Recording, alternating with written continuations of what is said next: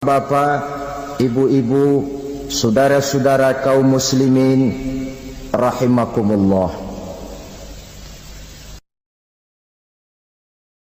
Di dalam kehidupan kita sebagai seorang muslim, minimal 5 kali dalam sehari semalam kita mendengar seruan untuk mendirikan solat yang disebut azan. Ada kalimat menarik di dalam kalimat azan itu, yakni seruan hayya 'alal falah, marilah menuju kepada keberuntungan, marilah meraih kemenangan. Seruan ini adalah kecenderungan dari setiap manusia, apapun warna kulitnya. Artinya, setiap orang dalam hidup selalu ingin meraih dan mencari kemenangan. Kemenangan akan melahirkan kepuasan batin, dan kepuasan batin memberikan kebahagiaan. Sedangkan kekalahan melahirkan penderitaan batin, dan penderitaan batin menjerumuskan seseorang di dalam berbagai bentuk kerugian. Jikalau inilah seruan azan, maka masalahnya ialah apa yang menyebabkan kita meraih kemenangan. Al-Quranul Karim memberikan tuntunan dan ajaran kepada kita bahwa orang-orang yang memperoleh kemenangan itu tidak lain adalah orang-orang yang bertakwa. Hanyalah mereka yang bertakwa kepada Allah Subhanahu wa ta'ala pada akhirnya akan tampil sebagai pemenang. Lalu siapa orang yang bertakwa itu? Dijelaskan dalam awal-awal Al-Baqarah, orang yang bertakwa yang akan meraih kemenangan. Pertama, allazina yu'minuna bil ghaib, yaitu orang-orang yang beriman kepada yang gaib. Percaya bahwa ada alam yang gaib, alam yang abstrak, alam yang tidak bisa dijangkau oleh salah satu daripada panca indera kita. Mereka percaya dan beriman kepada adanya malaikat, beriman kepada adanya iblis dan jin, beriman kepada adanya alam kubur, beriman kepada adanya alam mahsyar, beriman kepada adanya alam akhirat, beriman kepada adanya surga dan neraka. Beriman bukan cuma sekedar beriman dalam ucapan bibir saja, tetapi beriman yang nilai iman itu mampu mewarnai gerak dan gaya hidupnya. Iman yang meresap sampai ke tulang sumsum, kemudian memberikan dampak positif di dalam kehidupan manusia. Alam, kita tahu, adalah sesuatu yang selain Allah, dan Allah bukanlah alam. Apapun namanya selain daripada Allah, itu adalah alam. Alam pada hakikatnya terbagi menjadi dua. Ada alam syahadah, alam nyata, alam konkret, alam yang bisa dijangkau oleh salah satu indera kita. Kemudian ada alam ghaib, alam yang tidak bisa dijangkau oleh panca indera kita, alam metafisika, alam abstrak, alam yang wajib kita imani keberadaannya. Kita percaya bahwa malaikat itu ada. Kita percaya kepada jin, bahwa jin itu ada. Kita percaya kepada adanya iblis dan setan. Bukan percaya kepada iblis dan setannya, percaya bahwa iblis dan setan itu ada. Itu termasuk salah satu daripada sifat orang yang bertakwa kepada Allah. Saudara-saudara kaum muslimin rahimakumullah, kecenderungan pembangunan yang lebih bersifat materialistis biasanya menggeser aspek kehidupan rohani. Orang berpikir empiri, dan dalam pola pikir yang demikian, maka alam gaib tidak lagi mendapat perhatian. Aspek kehidupan yang bersifat rohaniah malah mulai ditinggalkan. Akibatnya terjadilah kepincangan di dalam kehidupan kita. Pernah ada satu pengalaman pribadi dalam perjalanan kembali ke tanah air. Dalam pesawat di sebelah kanan saya duduklah seorang Jerman, namanya Heiner Simonsen. Iseng saya ajak kenalan, saya ajak ngobrol, saya tanya dia. Saya bilang, Mas Heiner ini, kalau pesawat yang kita tumpangi ini jatuh ke bawah, kira-kira apa yang bakal terjadi, Mas? Dia bilang, kita semua akan mati. Begitu? Iya. Oke. Apa itu mati? Tanya saya. Dia bilang, untuk tahu apa itu mati, kita harus tahu lebih dahulu apa itu hidup. Saya pikir nih bule bisa ngomong juga. Baiklah kata saya. Apa hidup menurut Anda itu? Oh, hidup itu dia bilang, kalau seluruh anggota badan kita bekerja secara normal, paru-paru memompa darah secara normal, jantung berdetak secara normal, sel-sel tubuh bekerja secara fit, dan organisme tubuh hanya mau bekerja secara normal, dia bilang, kalau kita memberi makan yang cukup, menu yang teratur, dan gizi yang lengkap. Saya bilang, kesimpulannya apa, Ner? Dia jawab, hidup adalah dari tangan ke mulut. Life is from the hand to the mouth, kata dia. Hidup adalah dari tangan ke mulut. Jadi masalah hidup tidak lebih daripada masalah isi perut. Orang pergi pagi, pulang sore, peras keringat, banting tulang, perut yang dibelain. Saya bilang, you are wrong. Sampean salah, Ner. Kamu orang Islam bukan? Bukan. Pantas. Kenapa saya salah? Dia bilang. Ya jelas salah. Salahnya di mana? Kamu ini manusia. Kalau hidup cuma dari tangan ke mulut, saya bilang, kambing di kampung saya juga begitu pikirannya, Ner. Itu kambing di kampung saya, asal perutnya kenyang, sudah hidup dia. Perkara besok bagaimana, lusa prospeknya macam mana, bulan depan ada apa, kambing nggak pernah mikir. Di kampung saya kambing juga pikirannya begitu. Kamu Kristen ya? Tadinya. Loh kok tadinya, lalu apa sekarang kamu ini? Dia bilang, sekarang saya netral. Saya tidak beragama, tapi saya percaya kepada Tuhan sebagai pencipta alam. Saya ingat benar dia bilang, I haven't any religious, but I believe to God as the creator of the world. Kenapa bisa netral begitu, Ner? Habis saya bingung katanya. Islam bilang Islam baik, Kristen bilang Kristen baik, Hindu Buddha bilang Hindu Buddha baik, semua agama baik. Saya netral sekalian, nggak beragama. Yang penting saya percaya kepada Tuhan. Saya bilang, Ner, kamu ini kayak orang mau beli celana, lalu bingung. Yang satu bilang Levi's bagus, yang satu bilang Blue Jean hebat, yang satu bilang Wool England hebat. Celana ini hebat, celana itu bagus, celana ini hebat. Semua celana bagus, kamu bingung.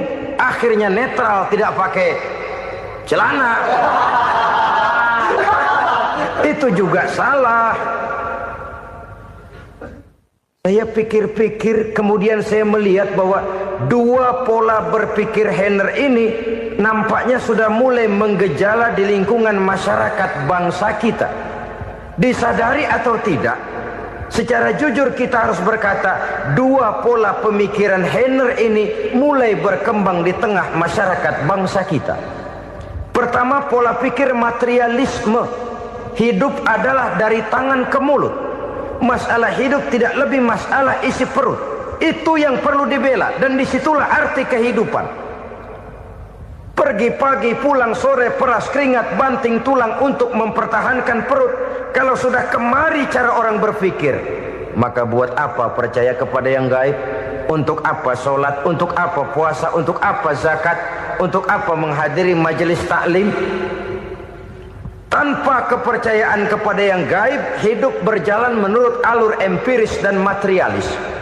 Kalau sudah ke sana cara orang berpikir, biasanya orang lalu cenderung menghalalkan segala cara. Hanyalah orang yang percaya bahwa akhirat ada, hanyalah orang yang percaya bahwa alam kubur itu ada, hanyalah orang yang percaya bahwa malaikat itu ada, hidupnya akan lebih terarah dan terkendali.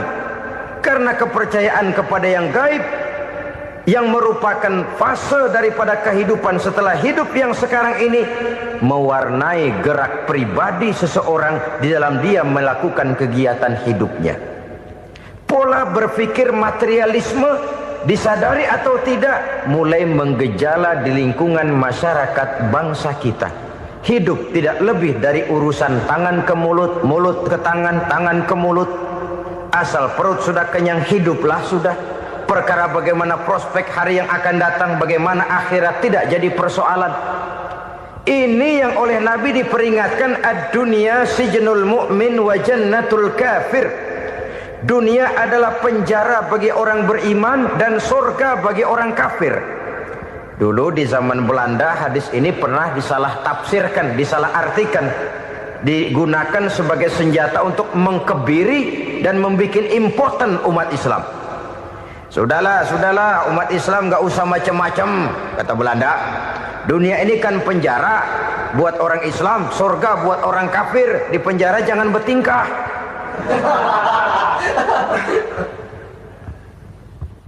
Pengertiannya tidak begitu. Dunia adalah penjara bagi orang mukmin. Artinya dalam kehidupan dunia seorang mukmin tidak bebas memperturutkan hawa nafsunya. Di penjara hawa nafsunya itu. Sebaliknya surga bagi orang-orang kafir.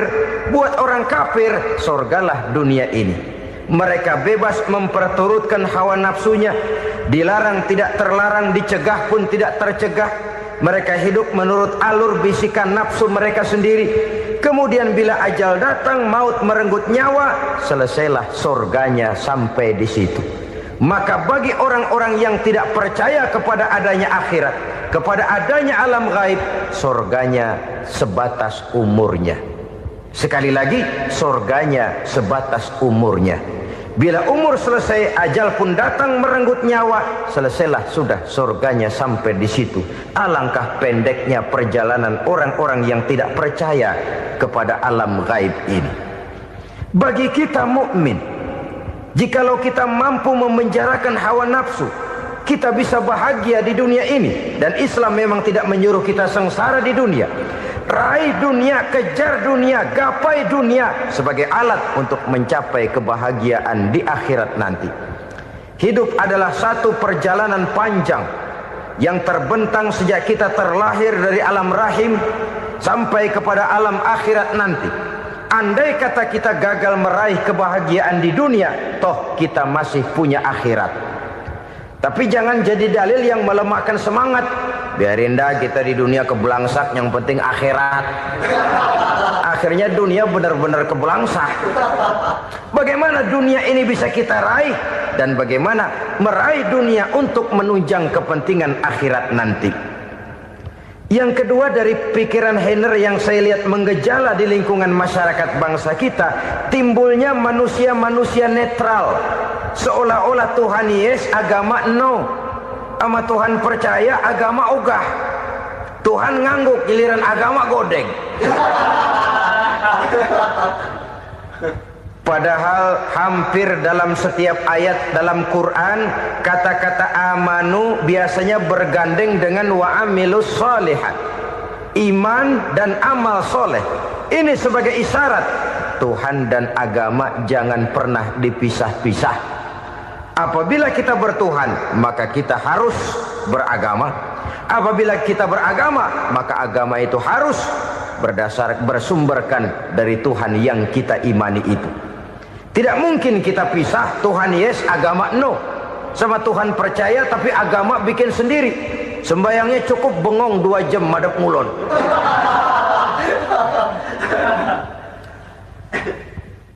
Saudara-saudara kaum muslimin rahimakumullah.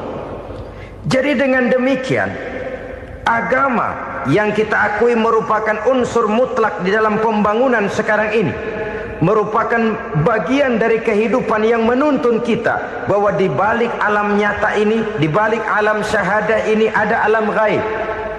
Dan mudabbir, murabbi yang mengatur, yang menguasai, yang memelihara, baik dia alam nyata, baik dia alam gaib, tidak lain adalah Allah Subhanahu wa ta'ala.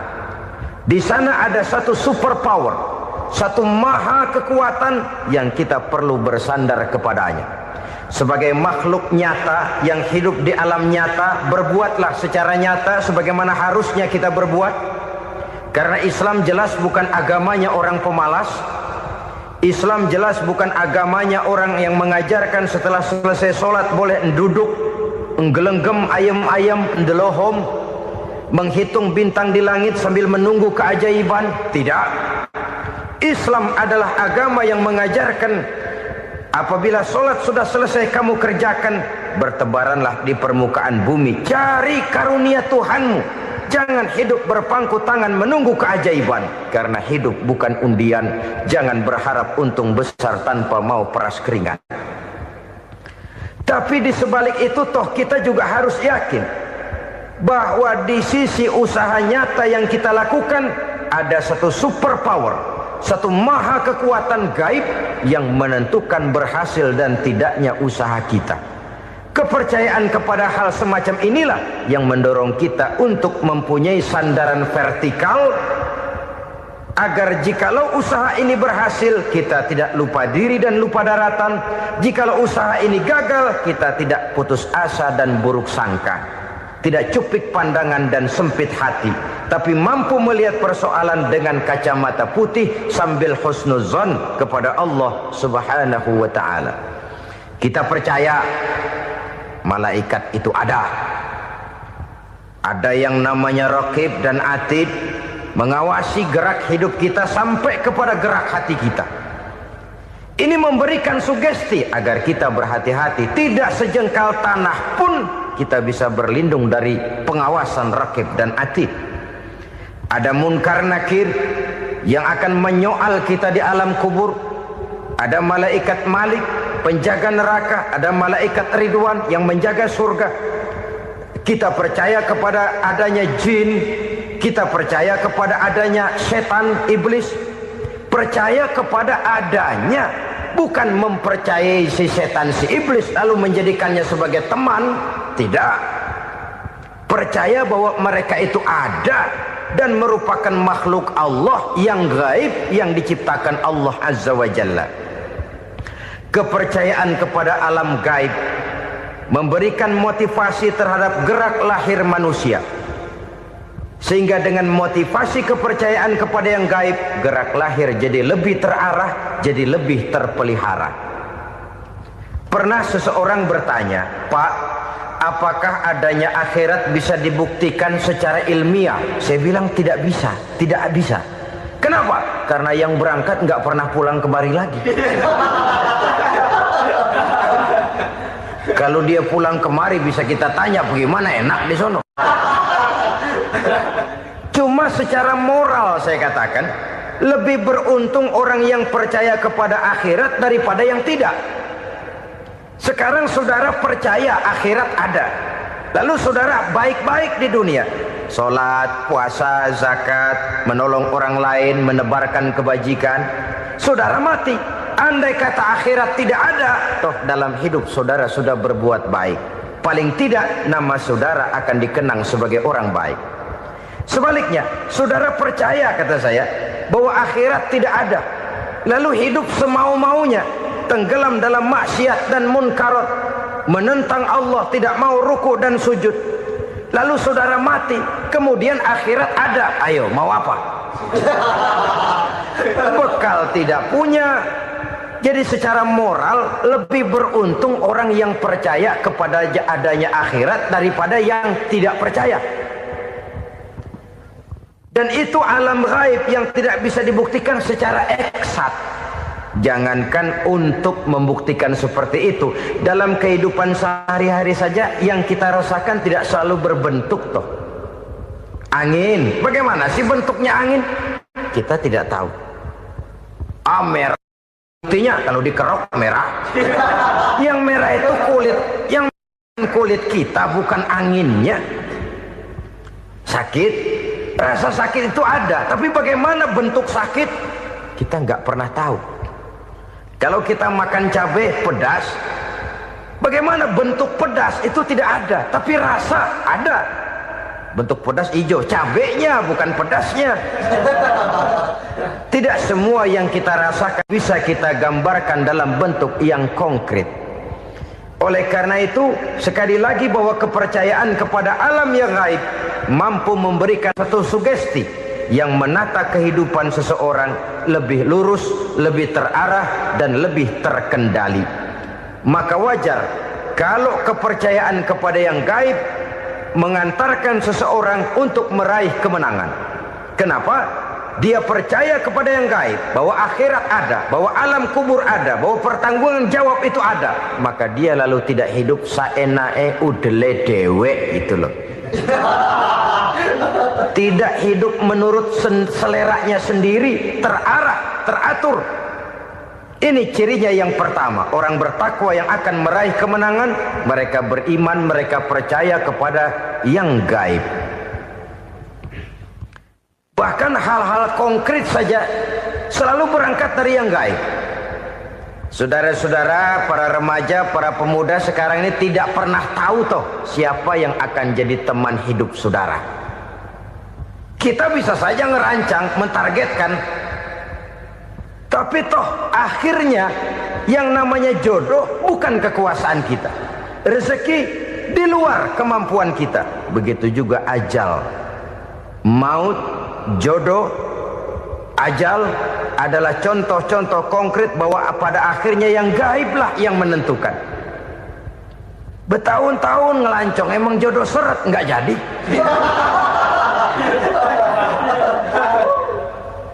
Begitu kenal baru setengah malam nginep ditangkap hansip kan. Hal-hal semacam itu kadang-kadang kita berpikir suuzon, gile, perempuannya cakep banget, lakinya rebek amat. Memang begitulah jodohnya. Memang begitulah jodohnya.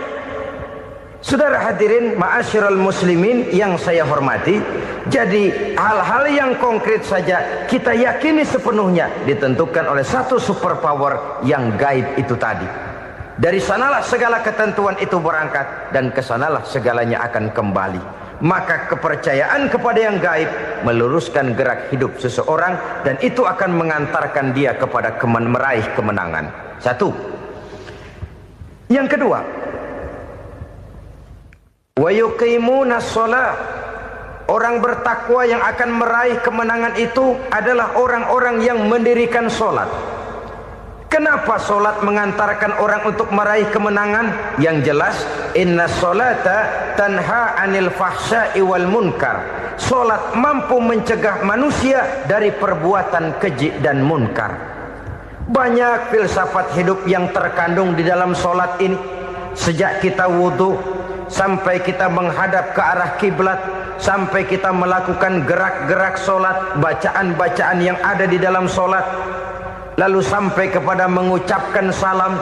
Banyak filsafat hidup yang terkandung di dalam sholat. Umpamanya saja, setelah takbiratul ihram mulai kita dengan sholat dalam posisi berdiri, diajarkan dalam kitab-kitab fikih agar kita melihat ke arah tempat sujud. Ini kan filsafat kehidupan. Kalau kamu sholat dalam posisi berdiri, lihat tempat sujud. Jangan sholat mata jelalatan, sebab nanti bisa mengurangi kekhusyuan. Jadi wajar kalau yang dikatakan bahwa yang paling afdol adalah shaf yang di depan. Kenapa? Secara harfiah pengertiannya akan lebih mengundang kekhusyuan. Kenapa? Kalau kita di shaf paling depan di masjid umpamanya paling banter kita lihat tembok. Tapi kalau kita shaf di tengah atau di belakang, orang-orang di depan kita pun akan kelihatan. Yang bajunya loreng, yang bajunya genggang, yang bajunya macam-macam. Kita lihat, kadang-kadang kita pikirin, ada yang bajunya bolong. Kita sholat tapi dalam hati, nih orang bajunya robek yang nggak tahu apa. Ada saja hal-hal yang mengusik kekhusyuan kita. Oleh sebab itu diajarkan dalam posisi berdiri, lihat, arahkan pandangan matamu kepada tempat sujud. Ini kan filsafat kehidupan. Maksudnya apa? Kalau lagi diri lihat dong tempat sujud. Kalau udah di atas ingat dong sama yang bawah. Kalau sudah tinggi ingat dong dari mana kamu berangkat. Kalau sudah berkuasa bantu dong yang lemah. Kalau sudah kaya santuni dong yang miskin. Kalau sudah alim bimbing dong yang awam. Ini filsafat kehidupan. Dalam posisi berdiri kau lihat tempat sujud. Ini akan melahirkan kepekaan sosial di mana seseorang mau tahu kepada orang lainnya. Bagaimanapun kaya kita, tinggi pangkat dan jabatan kita, jikalau hidup hanya untuk kepentingan perut sendiri saja, rasanya belum membawa manfaat di dalam kehidupan kita. Tapi efek yang tertinggi sesungguhnya, solat mencegah manusia dari perbuatan keji dan munkar.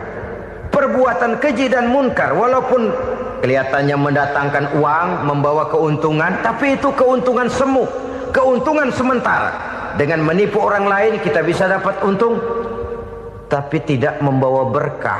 Dan itu adalah kerugian besar dalam kehidupan kita.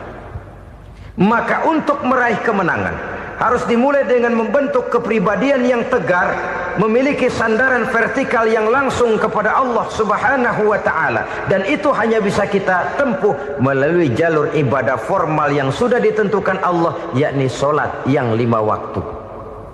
Untuk memperkuat itu ada solat-solat sunnah, rawatib, nawafil sebagai terminal-terminal kontrol cadangan untuk memelihara stabilitas temperatur batin di dalam kita berhubungan dengan zat yang maha gaib, yaitu Allah Subhanahu wa ta'ala. Orang sering bertanya, Pak, itu tetangga saya nggak sholat, duitnya nggak habis-habis, Pak. Nggak sholat tapi mobilnya tambah terus. Nggak sholat tapi usahanya makin maju.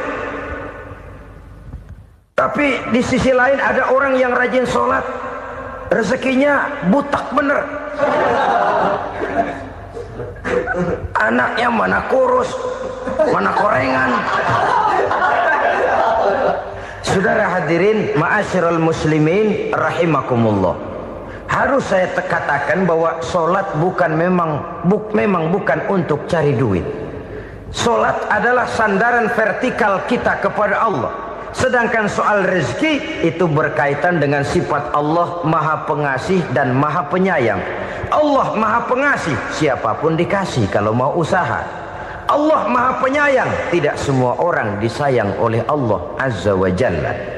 Dan belum tentu banyak harta itu merupakan nikmat. Mungkin juga istidraj.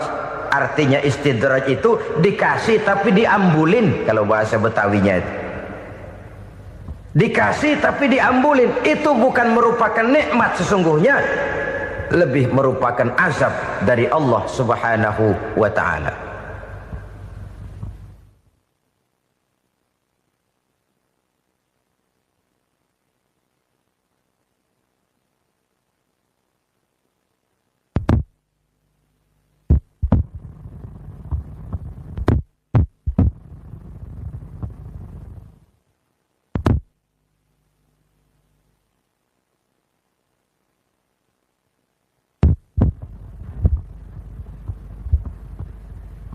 Agama mempunyai sistem solat, dan kita umat Islam telah dituntun oleh Allah Subhanahu wa ta'ala yang wajibnya 5 kali dalam sehari semalam mendirikan solat, dan itu tentu berada dalam jangkauan kemampuan manusia. Pada awalnya barangkali kita memang merasa solat itu satu kewajiban, tapi semakin kita hayati makna, manfaat dan filsafat yang terkandung di dalam ajaran solat, semakin sampai kita kepada keyakinan bahwa solat adalah keperluan kita. Sehingga pada waktu tertentu dinilai puncaknya, kita tidak lagi akan berkata saya wajib solat, tapi kita akan berkata saya perlu solat. Kalau kita sudah merasakan itu adalah keperluan kita, nah di sanalah kita baru akan merasakan ruginya kalau hal itu tidak kita laksanakan. Sepanjang kita masih berkata saya wajib sholat, kita akan lebih merasakan dia sebagai beban ketimbang sebagai keperluan. Yang jelas Allah tidak memerlukan ibadah yang kita laksanakan ini. Dengan kata lain, andai kata satu dunia penuh ini orang tidak ada yang sholat satu pun, Allah tidak akan turun dari jabatan Tuhan. Jangan lalu berpikir kalau kita ngambek se-RW kagak sembahyang Tuhan tekor kali ini ya. Tentu tidak. Itu perlunya kita, bukan perlunya Allah. Dan pada induknya kita akan berkata, saya perlu agama. Kalau secara induk kita sudah memerlukan agama, maka konsep-konsep yang ada di dalam ajaran agama itu pun adalah juga merupakan keperluan kita. Baik dia bernama sholat, baik dia bernama puasa, baik dia bernama zakat, baik dia bernama haji, seluruhnya adalah keperluan kita. Dan sesuatu yang kita perlukan apabila tidak kita laksanakan akan melahirkan kerugian di dalam kehidupan. Jangan heran kalau kita membaca riwayat perjalanan hidup para salafus soleh, orang-orang soleh. Ada yang tahajud sampai 100 rakaat, ada yang sholat malam kakinya sampai bengkak. Kita sekalinya bengkak biri-biri. Ada yang sholat membaca surah dalam Al-Quran sampai khotam Quran. Kok mau? Mereka sudah merasakan itu keperluan. Itu saja soalnya. Satu saat pun jikalau kita merasa bahwa itu keperluan saya, kita pun akan melaksanakan seperti itu. Keperluan saya dalam kehidupan. Inilah yang kedua. Yang ketiga, orang bertakwa yang akan meraih kemenangan itu, wa mimma razaqnahum yunfikun. Mereka membelanjakan sebagian daripada rezeki yang diberikan Allah kepada mereka. Mereka infakkan di jalan Allah. Ada satu dialog menarik. Satu hari seorang anak muda bertemu dengan seorang kakek-kakek yang sudah dikenalnya baik. Bertanyalah anak muda ini, "Kek, umur kakek berapa tahun?" 15 tahun, kata si kakek. "Anak kakek berapa orang?" 1. "Harta kakek berapa banyak?" 15 juta. Si anak muda ini bengong. Lalu protes, "Kok kakek bohongin saya?" "Kenapa?" "Saya tahu umur kakek 70 tahun. Kenapa ngaku 15? Saya tahu anak kakek 5. Kenapa bilang 1? Saya tahu kakek miliuner, miliaran uang kakek. Kenapa ngaku cuma 15 juta? Begini, kata si kakek tadi. Benar, umur saya 70 tahun. Tapi dari umur yang 70 tahun itu baru 15 tahun terakhir ini saya merasakan ibadah kepada Allah. Meninggalkan maksiat, jauh dari segala macam munkarat. Maka yang 15 tahun inilah yang benar-benar saya rasakan sebagai umur saya. Benar anak saya 5, tapi yang 4 susah diatur. Cuman 1 rasanya nih yang bakal jadi si buah hati belahan jantung pelanjut cerita penerus sejarah. Cuma 1 ini yang saya harapkan, yang akan jadi anak soleh, yang akan membuat saya menerima pensiunan pahala. Kalau yang 4 apek dah, nggak ada harapan. Yang 1 nyekek botol melulu. Oh begitu, iya. Lalu kenapa kakek bilang harta kakek cuma 15 juta padahal saya tahu kakek uangnya miliaran, depositonya banyak? Ya karena 15 juta itulah yang saya ingat yang pernah saya belanjakan di jalan Allah. Saya merasa itulah harta saya yang sebenarnya. Yang miliaran yang saya simpan di bank kelak kalau satu saat saya mati akan jadi rebutan di antara anak-anak saya. Iya kalau anak saya soleh kayak yang 1 ini. Kalau yang 4 tadi udah tulen dia bakal berantem dah berebut tuh. Jadi 15 juta yang saya belanjakan di jalan Allah inilah yang saya merasakan benar-benar harta saya yang sesungguhnya. Dialog ini patut menjadi bahan renungan kita bersama. Diberikan kita umur 40, 50, 60, 70, 80. Berapa tahun dari umur yang diberikan itu yang jalan mulus, yang kita gunakan untuk melaksanakan ibadah? Banyak harta kita simpan di bank, di lemari, di dompet, di tas. Tapi berapa yang sudah kita depositokan di jalan Allah yang akan menemani kita di hari kita kembali nanti? Maka orang bertakwa yang akan meraih kemenangan, wa mimma razaqnahum yunfikun, mereka membelanjakan sebagian dari rezeki yang diberikan Allah di jalan Allah Subhanahu wa ta'ala. Ma'asyiral muslimin rahimakumullah. Zahirnya memang kita memberikan kepada orang lain, tapi hakikatnya kita menyimpan untuk diri kita sendiri. Kita memberikan kepada yatim piatu 25.000. Zahirnya kita memberikan si yatim, hakikatnya kan kita cuma nyimpan. Saya berikan, titip kepadamu, ini untuk saya di akhirat. Kau boleh belikan baju, kau boleh belikan untukmu makan, kau boleh bayarkan sekolahmu. Ini untuk saya. Hakikatnya kita nyumbang masjid 1 juta, zahirnya kita berikan kepada panitia masjid, tapi hakikatnya kan cuma titip 1 juta ya, untuk saya di alam kubur nanti. Silahkan kau boleh belikan semen, ini uang, belikan besi, belikan pasir.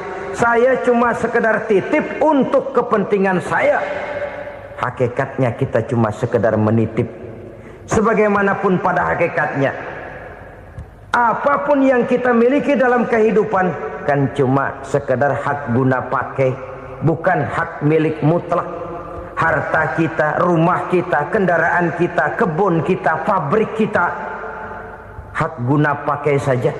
Hak milik mutlak cuma untuk Allah Subhanahu wa ta'ala. Saudara-saudara kaum muslimin rahimakumullah. Ini yang ketiga. Kemudian yang keempat, orang-orang bertakwa yang akan meraih kemenangan, allazina yu'minuna bima unzila ilaika. Mereka yang beriman, mereka yang percaya kepada apa yang telah diturunkan kepadamu Muhammad, ay Al-Quran, yakni Al-Quranul Karim.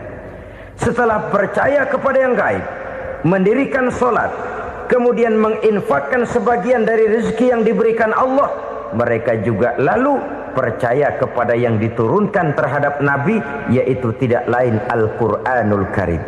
Sekali lagi di sini, percaya bukan hanya sekedar percaya saja, tetapi percaya lalu menjadikan Al-Quran itu sebagai pedoman hidup. Sebab memang Al-Quran itu adalah GBHM, garis-garis besar haluan muslim. Apa yang harus kita lakukan, apa yang harus tidak kita lakukan, bagaimana mestinya kita bertingkah laku dan berbuat, seluruhnya tercantum di dalam Al-Quranul Karim. Itu sebabnya ketika satu hari Aisyah ditanya bagaimana akhlak Rasul, beliau menjawab, kana Rasulullah sallallahu alaihi wasallam khuluquhul Quran. Akhlak daripada Rasulullah tidak lain adalah Al-Quran. Jawaban simpel ini memberikan gambaran bahwa keseluruhan daripada konsepsi Quran sudah diterjemahkan dalam kehidupan Rasulullah sallallahu alaihi wasallam. Karena kita tahu akhlak adalah keseluruhan dari gerak hidup manusia. Sejak ia berpribadi, berumah tangga, bertetangga, bermasyarakat, sampai kepada berbangsa dan bernegara, Al-Quran tetap memberikan sentuhan nilainya. Oleh karenanya, orang-orang yang bertakwa adalah orang-orang yang menjadikan Al-Quran sebagai pedoman dalam kehidupannya. Dan kita yakini Al-Quran diturunkan kepada Nabi Muhammad bukan merupakan produk Nabi Muhammad. Isi dan redaksinya langsung dari Allah Subhanahu wa ta'ala. Kemudian cirinya yang kelima, orang bertakwa yang akan meraih kemenangan itu, wa ma unzila min qablika. Tidak hanya sekedar percaya kepada yang diturunkan terhadap Nabi Muhammad, yaitu Al-Quran, mereka juga percaya kepada apa yang pernah diturunkan kepada para nabi, kepada para rasul sebelum Nabi Muhammad. Percaya kepada adanya suhuf, percaya kepada adanya Taurat, percaya kepada adanya Injil, percaya bahwa Allah dahulunya sudah menurunkan Taurat kepada Musa, percaya bahwa Allah sudah menurunkan Injil kepada Isa, percaya Injil ada, Taurat ada, diturunkan Allah untuk Isa dan Musa, tetapi tidak wajib mengamalkannya karena kita sudah diberikan Al-Quranul Karim. Ini yang perlu saya garis bawahi. Kita percaya Allah telah menurunkan Injil dahulu kepada Isa. Kita percaya bahwa Allah telah menurunkan Taurat dahulunya kepada Nabi Musa. Kadang-kadang ini dijadikan dalih, dikacaukan pengertiannya. Quran saja mengajarkan bahwa orang yang bertakwa harus percaya kepada Injil, maka pakailah Injil. Apalagi kalau ayat sebelumnya ditilap, dihapus, dihilangkan, Injilnya yang ditekankan, maka akan terjadilah penekanan yang salah arah. Karena salah arah akhirnya bisa merusak dan menghancurkan akidah. Ketika Rasul suatu saat pernah ditanya orang, "Ya Rasul, bagaimana sikap kita sebagai muslim terhadap Injil yang ada sekarang?" Beliau menjawab, "La tukadzibuhu jami'an wa la tusaddiquhu jami'an."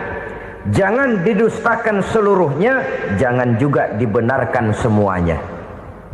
Artinya, ini sudah merupakan gambaran dari Rasul bahwa dalam Injil yang ada sekarang masih ada ajaran-ajaran tauhid yang dibawa oleh Nabi Isa dan diajarkan kepada umatnya.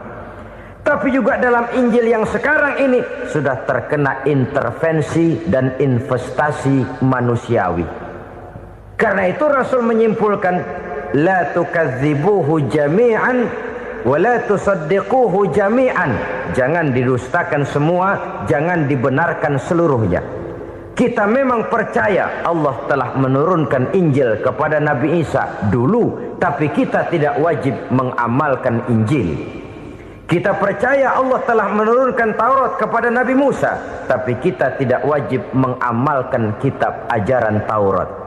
Yang wajib kita percayai dan kita amalkan hanyalah Al-Quranul Karim.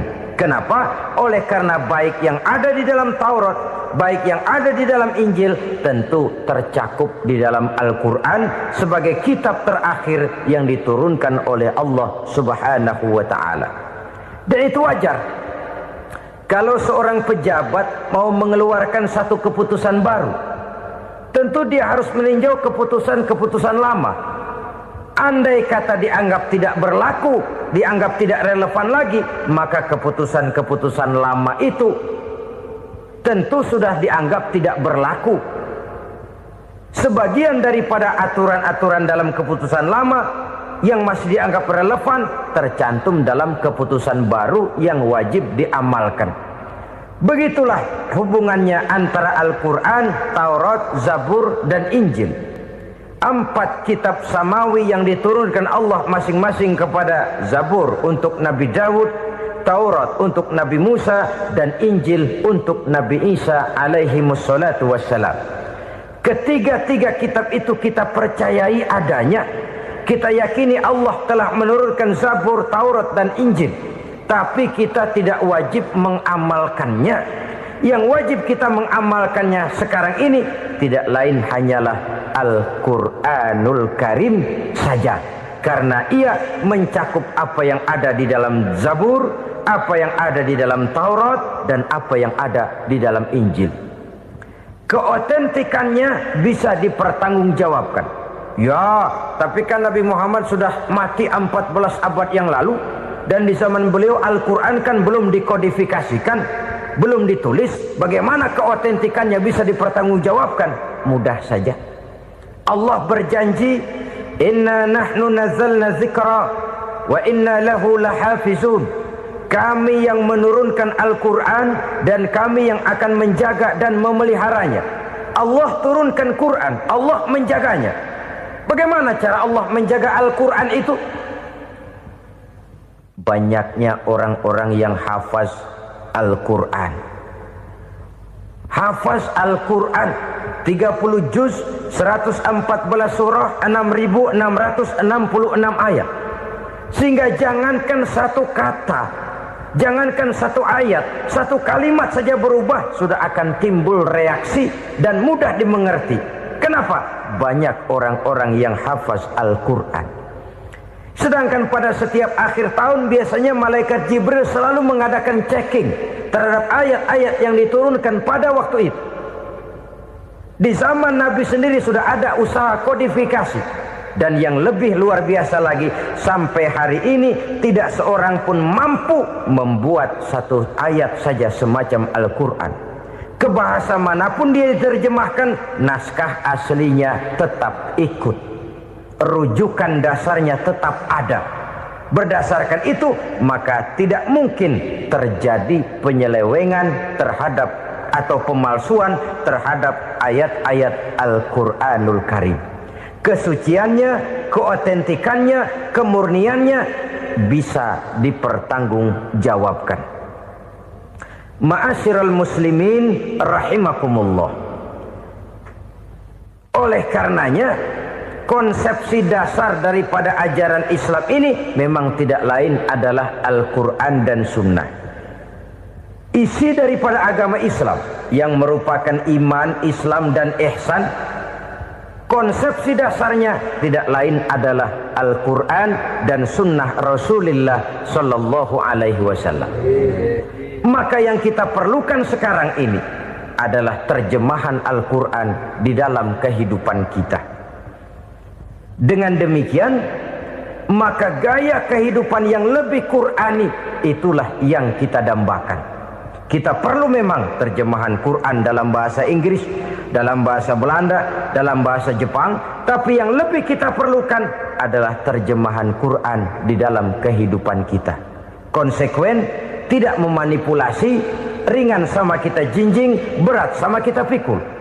Jangan kalau lempengan ayat Quran tuh kira-kira enak diamalin, keras teriakan kita. Giliran kira-kira ayat Quran itu mukul kepala kita sendiri, diam kita.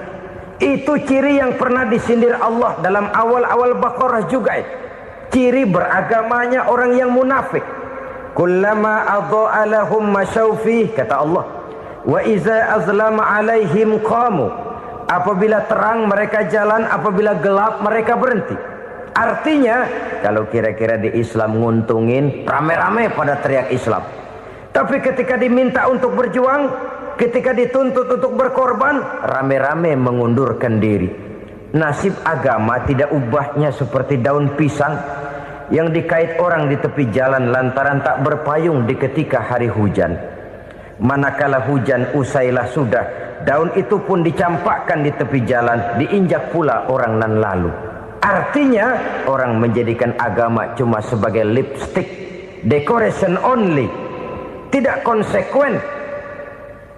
Hanya pada saat-saat kelihatannya Islam membawa keuntungan, rame-rame orang teriak-teriak tentang Islam. Tapi jikalau diminta berjuang, jikalau dituntut untuk berkorban, biasanya rame-rame juga mengundurkan diri. Jangan heran kalau mayoritas hitungan kita, tapi minoritas peranan kita. Kuantitas kita dalam jumlah, tapi dalam kualitas kita lebih sering jadi penonton daripada jadi pemain. Padahal itu sangat tidak boleh terjadi. Umat Islam di Indonesia harus bangkit. Umat Islam di Indonesia harus sadar akan keberadaannya. Tidak boleh hanya jadi penonton berpangku tangan. Karena memang agama kita juga mengajarkan untuk konsekuen di dalam menjabarkan ajaran-ajaran daripada agama kita. Kita sering jatuh menjadi umat yang lemah oleh karena kita ini tidak pandai menggalang kebersamaan yang diakibatkan tidak konsekuennya kita. Diistilahkan bahwa umat Islam di dalam menggalang kebersamaannya itu harus seperti orang main sepak bola. Saudara-saudara kan tahu orang main sepak bola itu. Orang main sepak bola, kalau pertandingan belum dimulai sih silakan saja kumpul di luar lapangan, atur strategi yang baik. Tapi kalau pertandingan sudah dimulai, turun ke lapangan hijau, jangan kumpul terus. Ada sepak bola gotong royong, mundur-mundur rame-rame, depan ke depan kumpul melulu mainnya. Kalah. Orang main sepak bola itu ya harus ada penyerang tengah, harus ada penjaga gawang, harus ada strikernya, harus ada kiri luarnya, kanan dalamnya yang jadi backnya. Posisi boleh bermacam-macam, tapi yang penting saling ngoper untuk menggolkan gawang lawan. Begitulah umat Islam ini. Boleh ada yang jadi pejabat, boleh ada yang jadi pengusaha, boleh ada yang jadi petani, silakan ada yang jadi seniman, ada yang jadi penyair, ada yang jadi artis sekalipun. Tapi kalau sudah berhasil menguasai bola, jangan lupa operannya. Operan itu yang langka. Kita ini muslim kadang-kadang kalau sudah memegang menguasai bola, kalau belum mau mampus, belum mau ngoper. Nanti kalau sudah nggak punya bola, baru mau ngoper. Kalau sudah dengar-dengar mau dekat pensiun, baru mau jihad, baru mau berjuang, baru mau ngurus pesantren. Tanda tangan sudah tidak laku, memo sudah tidak dihargai, baru mau berjuang. Kemarin kemana mas? Kita tidak pandai memanfaatkan posisi. Dengan kata lain, kalau kembali kepada persoalan kita, konsekuensi kita terhadap agama yang kita anut ini belum ideal. Kita masih lebih sering berislam ini pada saat-saat yang menurut perhitungan kita membawa keuntungan. Tapi kalau diminta berjuang, dituntut berkorban, yang itu pun hakikatnya adalah untuk kepentingan kita juga. Allah tidak pernah menuntut kita untuk jihad bagi kepentingan Allah, itu tidak. Berjuang menegakkan agama Allah, apakah untuk kepentingan Allah? Tidak. Untuk kepentingan kita. Sebab nilai-nilai jihad itu pada akhirnya akan membawa kita kepada satu kebahagiaan. Setidaknya kalau tidak di dunia, tentu di akhirat sebagai syahid. Oleh karena itu, pada bagian akhir ini saya ingin mengajak, marilah kita konsekuen. Sekali kita berkitabkan Al-Quranul Karim, mari dia kita jadikan pedoman. Jangan cuma kita jadikan sebagai penghias dinding, pelengkap rumah, bahwa di rumah kita ada Al-Quran, tapi yang baca kecoa. Habis pada bolong tuh Quran. Yang penting kan punya Quran. Ditaruh di pintu rumah. Biar apa? Biar kuntilanak kagak masuk katanya. Ya apa itu nasib Quran, cuma kerjanya jaga pintu, ngusir kuntilanak, ngusir memedi. Bagaimana kita hidup menurut tuntunan Al-Quran? Kadang-kadang tidak pernah menjadi masalah bagi kita. Maka bagaimanakah Al-Quran akan mungkin membawa keberkahan dalam hidup kalau ajarannya kita injak-injak dalam keseharian kita? Mewujudkan gaya hidup yang lebih Qurani, itulah yang akan kita rintis di dalam kehidupan kita. Bertahap, step by step, menurut kemampuan yang ada pada kita. Jika jalan ini tidak bisa kita selesaikan, percayalah akan ada generasi penerus yang akan melanjutkan usaha dan cita-cita mulia itu. Jadi percaya kepada Taurat, percaya kepada Injil, sekadar percaya Allah dahulunya sudah menurunkan itu, tapi kita tidak wajib mengamalkannya. Kenapa? Generasi Injil masa berlakunya sudah kedaluarsa. Taurat masa berlakunya sudah kedaluarsa. Injil pernah berlaku untuk orang Nasrani di zaman Nabi Isa. Taurat pernah berlaku untuk orang Yahudi di zaman Nabi Musa. Setelah generasinya berlalu, datang Rasul penutup yang membawa Al-Quranul Karim. Maka Al-Quran itulah yang berlaku menjadi pedoman sampai hari akhir nanti. Jangan jauh dari Al-Quran, karena apabila ini kita lakukan, maka kita akan kembali kepada satu gaya hidup yang jauh dari tuntunan agama, dan itu artinya kita akan semakin jauh untuk meraih kemenangan. Saudara-saudara kaum muslimin rahimakumullah. Yang keenam, yang terakhir, orang-orang bertakwa yang akan meraih kemenangan itu wabil akhirati hum yuqinun. Mereka percaya, mereka yakin seyakin-yakinnya akan adanya hari akhir, di mana seseorang akan mempertanggungjawabkan seluruh perbuatannya di dalam hidup ini. Dan tidak ada satu perbuatan yang bagaimana kecilnya sekalipun yang tersembunyi dalam pandangan manusia yang tidak akan dibukakan persoalannya di mahkamah Qadi Rabbul Jalil di akhirat nanti. Itulah sebabnya maka percaya kepada akhirat disebut secara khusus. Padahal di awal tadi sudah dijelaskan yu'minuna bil ghaib, percaya kepada alam gaib, dan alam gaib ini termasuk akhirat. Kenapa pada bagian akhir disebut lagi akhirat? Karena ternyata bahwa kepercayaan kepada adanya akhirat merupakan induk dari kepercayaan terhadap adanya malaikat, setan, jin dan lain sebagainya, dan akan lebih memberikan sugesti dalam kehidupan manusia untuk meluruskan gerak hidupnya. Jikalau satu saat tergerak hati akan berbuat kejahatan, ingin mencuri, sadarlah, awas ada akhirat. Sebab kalau kita cuma teriak awas ada polisi, itu cuma tertunda sementara, begitu polisi meleng embat. Kalau kita ingin berbuat jahat cuma berteriak awas ada hansip, cuma sementara ketika hansip itu ada. Tapi kalau ceritanya awas ada akhirat, mau menyeleweng awas ada akhirat, mau berjudi awas ada akhirat, mau mencuri awas ada akhirat. Keyakinan yang akan meluruskan gerak hidup manusia sehingga gerak itu jadi lebih terarah dan terkontrol, tidak merugikan baik diri sendiri, lebih-lebih orang lain. Ternyata bahwa kepercayaan kepadanya adanya hari akhirat sanggup menjadi sumber daya kontrol dari kehidupan manusia, sehingga ia tidak terjebak dalam perbuatan maksiat dan munkarat.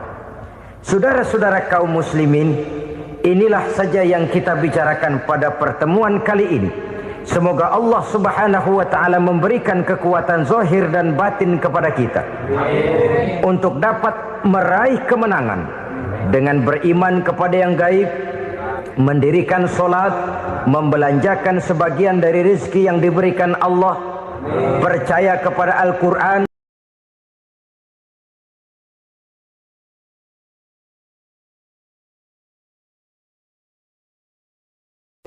7 macam perkara yang merusak akidah dan keimanan, merusak amal perbuatan yang sudah kita kerjakan, merusak sendi-sendi kehidupan sosial, pendek kata merusak segala hal di dalam kehidupan kita.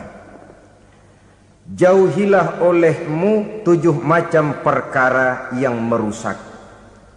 Yang pertama, asyirku billah, menyekutukan Allah subhanahu wa ta'ala. Agama dimulai dari keyakinan, maka kehancuran agama selalu dimulai dari kehancuran keyakinan, iman atau akidah yang dimiliki oleh seseorang. Dan untuk menghancurkan nilai-nilai iman yang kita miliki ini, orang rasanya tidak akan menghantam kita dengan peluru kendali. Orang tidak akan mengirimkan nuklir ke sini. Orang tidak juga akan mengirimkan satuan militernya ke sini. Untuk menghancurkan nilai-nilai iman, dibanjiri kita dengan paham-paham yang merusak dan mendangkalkan akidah. Baik ia bernama materialisme, baik ia bernama sekularisme, baik ia bernama banjirnya maksiat dan munkarat, baik ia bernama banjirnya peradaban dan kebudayaan yang menghancurkan moral daripada anak-anak kita, sedikit demi sedikit melenturkan dan melunturkan nilai-nilai keimanan kita, untuk kemudian pada waktunya nilai iman itu akan bertukar dan berganti menjadi nilai syirik kepada Allah subhanahu wa ta'ala. Atau pada sisi lain, menjadikan yang selain Allah sebagai tujuan akhir daripada kehidupan kita. Sedangkan kita sama-sama maklum bahwa di dalam pandangan agama Islam, dosa yang tidak berampun, dosa yang terbesar, termasuk dalam kategori bapak moyangnya dosa, tidak lain adalah syirik, yakni menyekutukan Allah subhanahu wa ta'ala. Pola penghancuran iman ini memang berstrategi. Ditawarkan kita kepada paham materialisme, paham kebendaan, di mana otak menempati urutan sebagai ranking pertama, Tuhan jatuh pada urutan kedua. Lalu menyusul kepada paham sekularisme, Allah dipisahkan dari seluruh kegiatan hidup ini, untuk pada gilirannya menjadikan yang selain Allah sebagai tujuan akhir daripada seluruh kegiatan hidup kita. Oleh karenanya, kewajiban menjaga nilai-nilai iman ini merupakan kewajiban yang mulia tetapi berat, tidak hanya untuk kita, tetapi juga bagaimana mewariskannya kepada anak-anak kita, generasi yang akan datang. Orang-orang tua bijaksana yang diceritakan di dalam Al-Quran, kalau sudah berpikir tentang anak-anaknya, pertanyaan yang paling mereka risaukan ialah, ma ta'buduna min ba'di. Anakku, kalau pada satu saat aku, ayahmu sudah tidak ada lagi di dunia ini, meninggalkan kamu semua, ma ta'buduna min ba'di, apa yang akan kamu sembah nak? Jikalau sekarang ayahmu masih mau ke masjid, masih mau melakukan rukuk dan sujud, masih beribadah menyembah Allah Subhanahu wa ta'ala, kalau orang tuamu sudah tidak ada, ma ta'buduna min ba'di, masihkah engkau mau datang ke masjid? Masihkah engkau mau rukuk dan sujud? Masihkah engkau mau menyembah Allah Subhanahu wa ta'ala? Pertanyaan ini yang dipikirkan oleh Nabi Yakub kepada putra-putranya. Pertanyaan ini yang diteruskan oleh Nabi Ibrahim kepada anak-anaknya. Pertanyaan ini yang diwariskan oleh generasi ulama salafus saleh kepada para generasi berikutnya. Bagaimana kita generasi sekarang? Kita orang-orang tua sekarang bukan berfikir ma ta'buduna min ba'di, malah yang kita fikirkan ma ta'kuluna min ba'di. Kalau bapak tidak ada nanti kamu makan apa nak? Perkara kamu nyembah apa, urusan nomor 18. Yang penting kamu nanti hidup bisa makan nak. Maka kita sibuk mewariskan harta kepada anak-anak kita. Kita sibuk mewariskan kebun dan tanah kepada anak-anak kita. Kita sibuk mewariskan pabrik kepada anak-anak kita, sementara kita lupa mewariskan intan yang paling mahal, mewariskan mutiara yang paling berharga, yaitu nilai iman kepada Allah Subhanahu wa ta'ala. Alangkah baiknya apabila warisan harta, warisan tanah dan kebun, warisan rumah dan pabrik didasari lebih dahulu dengan mewariskan nilai iman kepada Allah Subhanahu wa ta'ala. Sebagai orang-orang tua, kita boleh bersedih kalau anak kita tidak mengerti komputer. Kita boleh bersedih kalau anak kita tidak mengerti matematika. Kita boleh bersedih kalau anak kita tidak mengerti bahasa Inggris. Tapi sewajarnya lebih bersedihlah kita orang tua jikalau mempunyai anak yang tidak kenal Allah sebagai Tuhannya, yang kemudian tidak mau rukuk dan sujud kepada Allah Tuhannya. Itulah kemalangan yang paling malang bila kita meninggalkan generasi yang tidak bertauhid kepada Allah Subhanahu wa ta'ala. Betapapun anak kita tidak ngerti komputer, saudara, paling-paling kerugiannya cuma kerugian dunia. Masuk dia ke alam barzakh, munkar nakir tidak akan sempat tanya kau belajar komputer apa tidak. Kumpul dia di padang mahsyar, malaikat juga tidak akan tanya matematikamu nilainya berapa. Yang ditanya, kau kenal Allah, kau rukuk dan sujud kepadanya, kau pernah datang ke masjid. Oleh karena itu sekali lagi, menjaga nilai iman tidak hanya untuk kita, tetapi juga mewariskannya kepada anak-anak kita, generasi yang akan datang. Sungguh kemalangan yang paling besar apabila kita meninggalkan anak-anak kita. Mereka kita tinggalkan lemah ekonominya, itu tidak baik. Mereka kita tinggalkan lemah otaknya, itu pun akan membuat mereka tertinggal oleh yang lain. Tapi yang paling celaka, jikalau kita tinggalkan mereka dalam kondisi lemah imannya, rapuh akidahnya, tidak baik dan tidak betul keyakinan hidupnya. Oleh karena itu Nabi berpesan, jauhilah 7 perkara yang merusak. Yang pertama, syirik kepada Allah Subhanahu wa ta'ala, menyekutukan Allah baik dalam ucapan, dalam keyakinan ataupun dalam perbuatan. Ini perkara pertama yang termasuk 7 perusak besar di dalam kehidupan.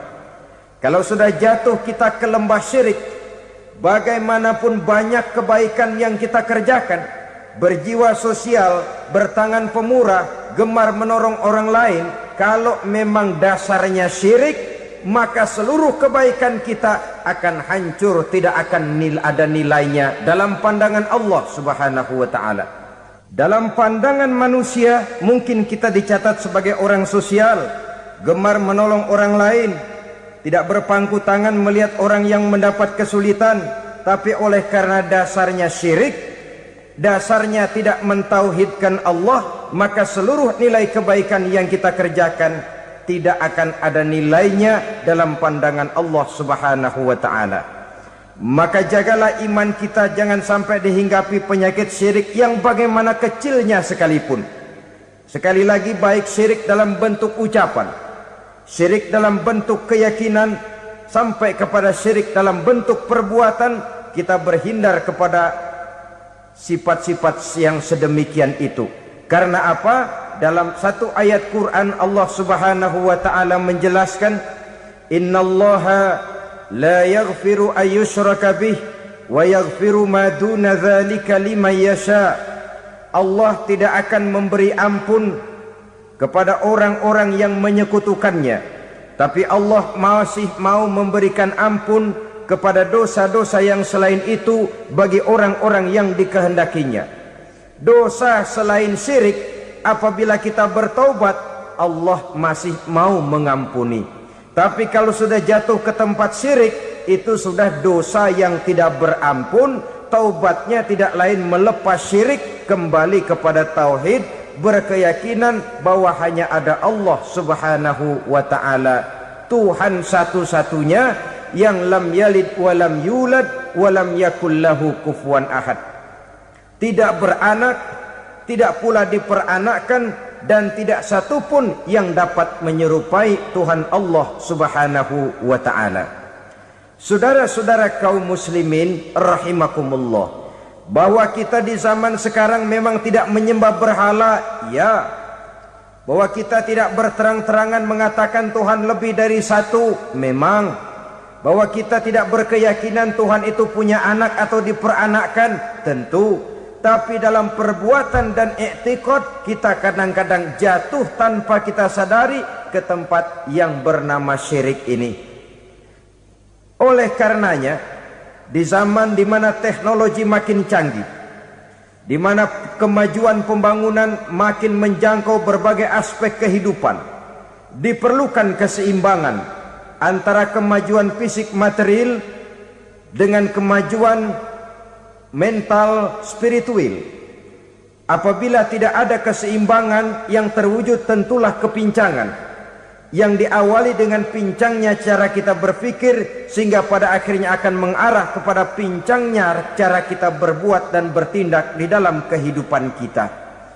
Oleh karena itu Nabi berpesan, jauhilah sifat syirik, karena syirik merupakan dosa yang teramat besar. Ini sifat merusak yang pertama. Yang kedua, kata Nabi, wasihra, jauhilah sihir. Sihir ini juga termasuk perkara yang merusak kehidupan. Kita semua sama-sama maklum bahwa sihir sebenarnya bukan persoalan baru. Sejak sebelum datang Islam, sihir itu sudah ada. Di zaman Yunani kuno sihir ada, di zaman Mesir kuno, di zaman Cina kuno, dan yang lain-lain yang serba kuno, sihir itu sudah ada. Bahkan para nabi pun, para rasul yang diutus oleh Allah Subhanahu wa ta'ala, senantiasa berhadapan dengan ahli-ahli sihir untuk menguji kebenaran dari misi yang mereka bawa. Sihir adalah perbuatan di luar kebiasaan yang bisa dikerjakan oleh ahlinya dengan bantuan jin atau setan. Hukum mempelajari sihir adalah haram, mengamalkannya lebih haram lagi. Sebab itu saudara-saudara, sihir merupakan perbuatan merusak yang harus kita jauhi.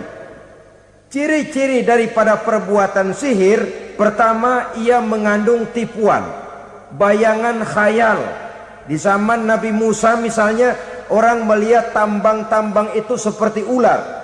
Nabi Musa melayangkan tongkatnya menjadi ular-ular besar yang memakan ular-ular kecil ciptaan tukang-tukang sihir Fir'aun tadi.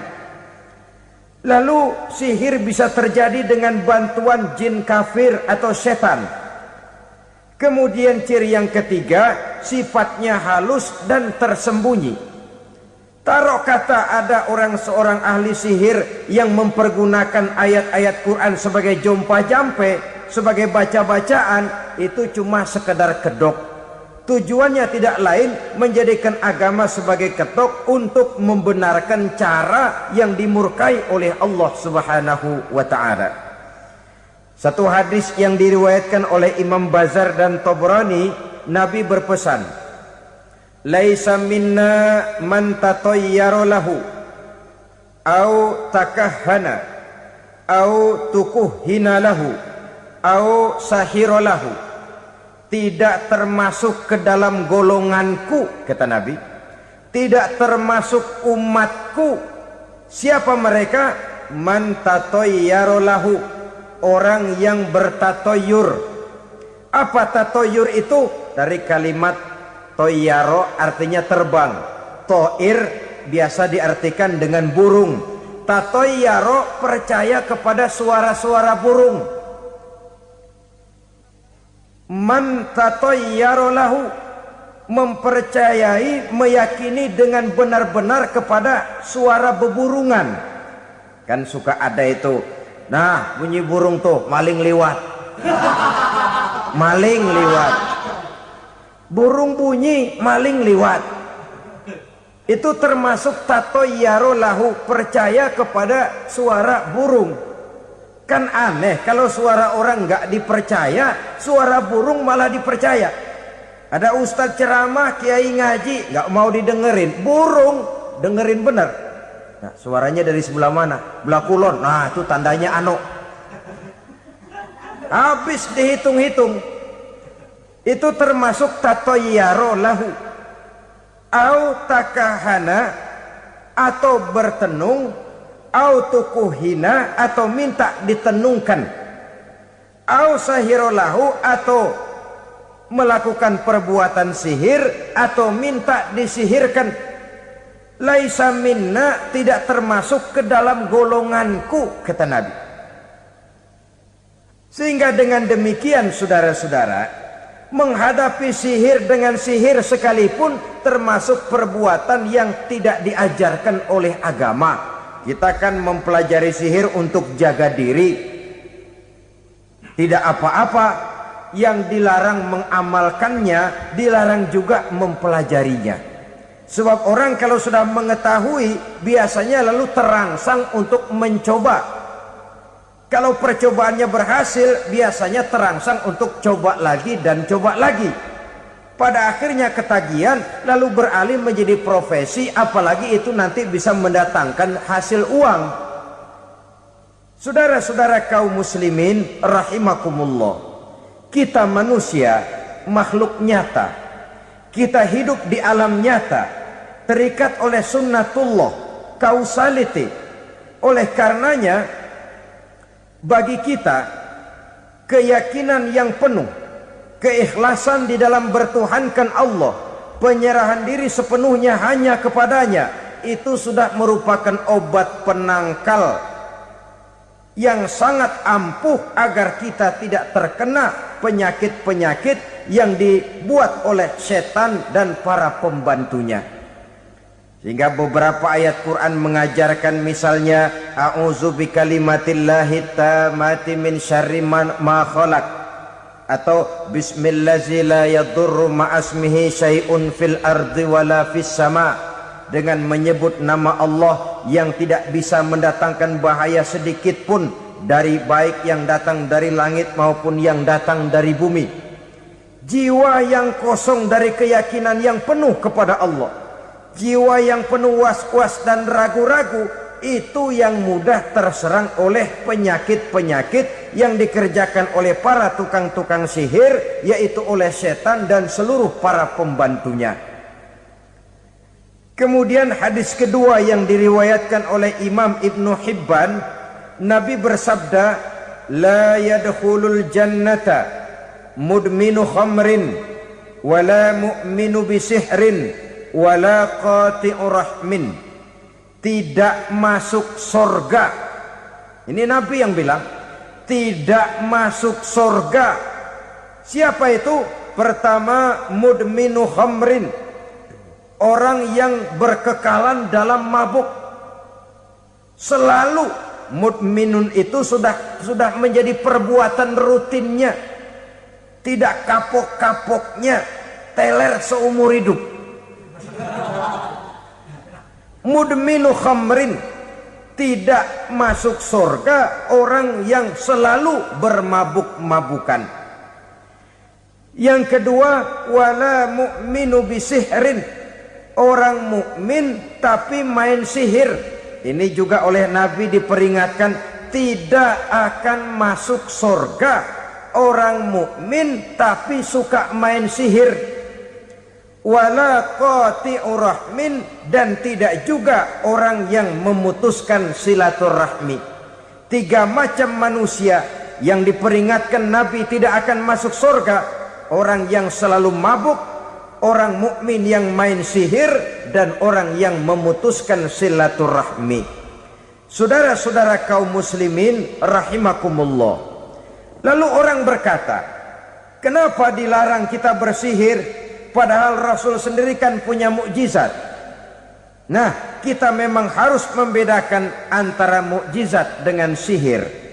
Dalam kehidupan agama kita kenal ada yang namanya mukjizat, ada yang namanya karomah atau keramat biasa diucapkan, ada yang namanya maunah, ada yang namanya irhas, ada juga yang namanya sihir.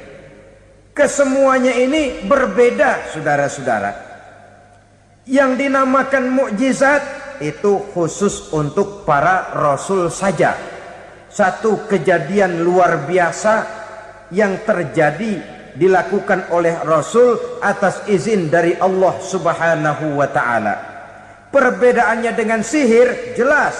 Sihir dari setan, mukjizat dari Allah. Sihir bisa dipelajari, mukjizat tidak. Sihir umumnya untuk maksud-maksud yang tidak baik, sedangkan mukjizat untuk memperkuat kebenaran yang disampaikan oleh para rasul dan ditentang oleh umatnya. Bahkan kafir Quraisy dahulu menganggap orang-orang ahli sihir itu berada dalam satu posisi yang hina, sehingga mereka mengatakan dan menuduh Nabi Muhammad sebagai tukang sihir. Tuduhan sebagai tukang sihir adalah tuduhan yang sangat aib dan hina. Di tengah masyarakat kufar jahiliyah, kedudukan tukang sihir dipandang sebagai kedudukan yang hina, sehingga mereka mengejek Nabi dengan sebutan tukang sihir. Jadi mukjizat hanya untuk Rasul saja. Kemudian karomah. Karomah ini asal kata dari karomah, kehormatan, kemuliaan yang diberikan Allah kepada hamba-hambanya yang rajin mendekatkan diri kepadanya. Oleh karena ketekunannya melaksanakan ibadah, Allah memberikan keistimewaan kepada orang itu, yang dengan keistimewaannya dia bisa mengerjakan yang tidak bisa dikerjakan oleh orang lain. Karomah hanya bisa dicapai dengan prestasi ibadah. Kalau sihir, mau ibadah apa enggak, asal dia belajar, bersatu dan berteman dengan setan, memenuhi persyaratan-persyaratan setan, biasanya lalu bisa. Sedangkan karomah tidak mungkin terwujud tanpa orang mendekatkan diri sedekat-dekatnya kepada Allah Subhanahu wa ta'ala. Maka kita lihat biasanya orang-orang yang punya ilmu sihir, mukanya rata-rata nggak enak dilihat. Kumuh, jauh dari air wudhu, jauh dari sujud kepada Allah, malah berteman dengan setan, menjadi pelayan-pelayannya setan. Saudara-saudara, adapun maunah, keistimewaan yang diberikan Allah kepada hamba-hambanya yang belum sampai kepada tingkat wali, tapi orang itu lebih banyak kebaikannya daripada kesalahannya. Umpamanya, saudara jalan bertiga di pinggir jalan, saudara ada pada posisi di tengah, lalu bertiga ini ketabrak mobil. Menurut perhitungan saudara mati lebih dahulu. Tapi terjadi hal yang aneh, dua teman saudara mati, saudara malah cuma luka dan lecet sedikit saja. Apa itu?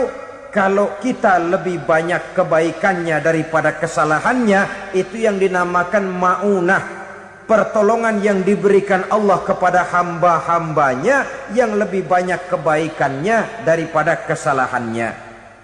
Sedangkan yang dinamakan irhas, kejadian luar biasa pada diri seseorang pada waktu dia masih kecil, yang menunjukkan tanda-tanda keistimewaannya. Itu umumnya pada para nabi pada usia kecilnya sudah ada irhas, tanda-tanda istimewa.